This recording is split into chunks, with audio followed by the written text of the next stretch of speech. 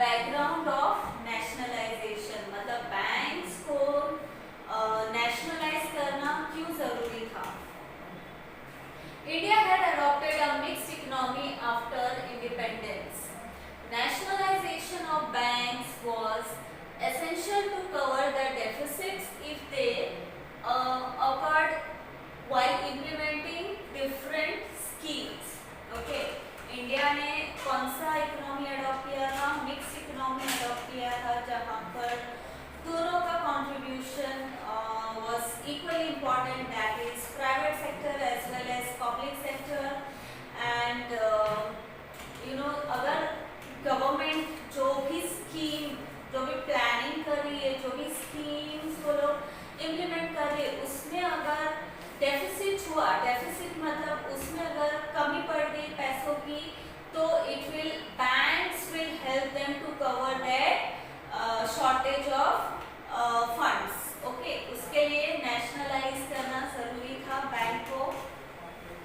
Also the profits of these banks would come into the government treasury once they were nationalized. Okay, and एक बार अगर bank nationalise हो गया तो वो government के अंडर आ जाता है वो बैंक, ठीक है, वो एक पब्लिक सेक्टर बन जाता है। तो उसका जो भी प्रॉफिट है, बैंक का जो भी प्रॉफिट है, वो गवर्नमेंट के ट्रेजरी मतलब गवर्नमेंट के तिजोरी में जाएगा। मतलब government can use that profit for the development of the country. That is why it was necessary to nationalize the banks. Along with this, the policy of developing small industries and pharmaceutical industries had to be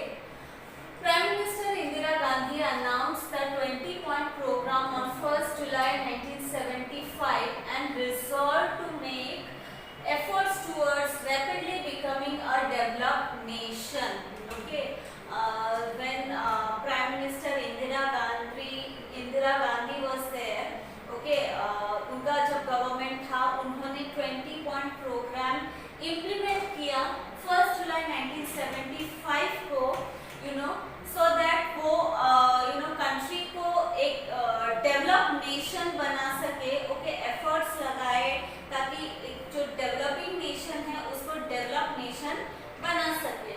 okay, the main provision of the 20 point programme are as follows. तो जो 20 point programme के जो main provisions है, main facilities है, वो क्या क्या है हम देखते हैं। First, land ceiling for cities and agricultural land. Land ceiling मतलब एक साइज, ओके, एक particular size of the land which will be available for the cities and for agriculture. मतलब एक फिक्स्ड साइज डिटरमाइन रहता है लैंड के, ठीक है, जो कि सिटीज के लिए अवेलेबल हो सकता है एंड जो एग्रीकल्चर पर्पस के लिए यूज किया जा सकता है, दैट इज लैंड सीलिंग। वो करना बहुत जरूरी है। And equal division of wealth को इक्वली डिवाइड करना जरूरी है ओवरऑल डेवलपमेंट के लिए। Then minimum wages for workers, यानी जो वर्कर्स है, जो लेबरर्स है, उनको मिनिमम वेजेस अवेलेबल होना चाहिए। मतलब जो वो काम करते हैं, जितने घंटे काम करते हैं, उसके लिए उनको सफिशिएंट वेज यानी जो डेली बेसिस पे उनको पेमेंट किया जाता है, ओके, दैट इज वेज, वो पैसा उनको देना चाहिए। Then increase in water conservation schemes. Okay, water को कंजर्व करना मतलब वाटर को बचाना, ओके, सो दैट उसको ड्रिंकिंग के लिए या फिर इरिगेशन के लिए आगे यूज कर सके, ठीक है। Then second, workers participation in industry. Okay, workers का इंडस्ट्री में पार्टिसिपेट करना, इंडस्ट्री में काम करना। देन नेशनल ट्रेनिंग स्कीम, ठीक है, लोगों को ट्रेनिंग देना, जो भी अलग अलग फील्ड में काम करते हैं उनको कैसे काम करना है उसकी ट्रेनिंग देना, ठीक है, उनको स्किल बनाना इम्पॉर्टेंट है। And freeing bonded labour. Bonded labour यानी वो लेबर्स जो किसी से, सपोज जमींदार से या मनी लेंडर से पैसे लेते हैं, उधार में लोन लेते हैं और वो लोन नहीं चुका पाते हैं, तो जो जमींदार है वो उनको गुलाम की तरह उनके काम के लिए वो रख लेते हैं। मतलब जो लेबरर्स है, जो वर्कर्स है, वो जमींदार की लाइफ लॉन्ग गुलामी करेंगे और जमींदार फिर उनको एक्सप्लॉइट करते हैं, ठीक है। And that is bonded labours, मतलब वो बन जाते हैं, वो उनके गुलाम बन जाते हैं। तो ऐसे वर्कर्स को फ्री कराना, मतलब ये बॉन्डेड लेबर से छुटकारा दिलाना, ये भी इम्पोर्टेंट है। Prevention of tax evasion. Tax evasion मतलब जो लोग टैक्स नहीं भरते, टैक्स की चोरी करते हैं, ठीक है, वो प्रिवेंट करना। मतलब people should pay tax time to time, कोई भी टैक्स चोरी नहीं करना चाहिए, कोई भी बचना नहीं चाहिए टैक्स से पे करने से। Then economic crimes and smuggling and also prevention of economic crimes, यानी फ्रॉड या थेफ्ट या जो भी इकोनॉमिक क्राइम्स होते हैं, वो चीटिंग करना या फिर धोखा देना, वो क्राइम्स को प्रिवेंट करना। एंड ऑल्सो स्मगलिंग, ये सारे जो इलीगल काम होते हैं उसको प्रिवेंट करना is important. Then regulation of prices of basic necessities, यानी जो बेसिक चीजें हैं, नेसेसरी के जो चीजें हैं, ठीक है, उसके प्राइस को रेगुलेट करना, मतलब उसको एकदम एक्सपेंसिव ना बनाना, ओके, उसके प्राइस को रेगुलेट करना, उसको कंसिस्टेंट रखना जरूरी है। Then improvements in the public distribution system, यानी जो पब्लिक डिस्ट्रीब्यूशन सिस्टम है, यानी वो शॉप्स जहाँ पर गवर्नमेंट फूड ग्रेन्स या अदर जो यूटिलिटीज है वो अवेलेबल कराती है, स्पेशली फॉर द पुअर, ताकि वो वहाँ से कम दाम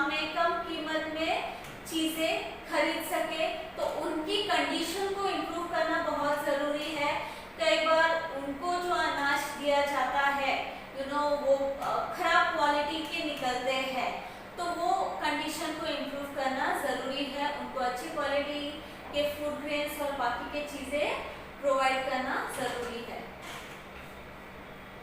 Then improvement in the textile industry by